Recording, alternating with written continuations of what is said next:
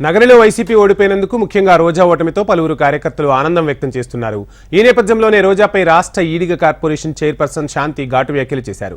10 ఏళ్లుగా నగరికి పట్టిన పీడ విరగడైందని, ఇక నగరిలో పండుగ వాతావరణం నెలకొందని శాంతి ఓ వీడియో రిలీజ్ చేశారు. అయితే రోజాకు శాంతికి గత కొంతకాలంగా పొసగడం లేదని, వారిద్దరి మధ్య సయోధ్యకు వైసీపీ అగ్రనాయకులు ప్రయత్నించినా అది ఎన్నికల నాటికి బెడిసికొట్టుందంటున్నారు రాజకీయ విశ్లేషకులు.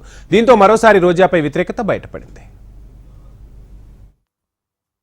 ఈరోజు నగరి ప్రజలందరికీ చాలా సంతోషకరమైన ఒక పండుగ వాతావరణాన్ని అనుకూలంగా దేవుడు ఇచ్చిన రోజు కాబట్టి ఈ ఒక ఆనందాన్ని అందరూ ప్రజలు, నగరి ప్రజలందరితో మేము కూడా పంచుకుంటున్నాం.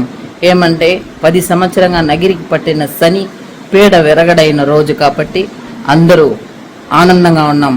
ఈ శని ఎప్పుడు వైఎస్ఆర్ పార్టీకి రోజు అడుగు పెట్టిందో అప్పుడే పార్టీకి కూడా శని పట్టిందని చాలా బాధ మాకు. దీనికి టికెట్ ఇవ్వకుండా ఈసారి తరిమునుంటే వైఎస్ఆర్ పార్టీకి ఇంత పరిస్థితి వచ్చుండేది కాదు.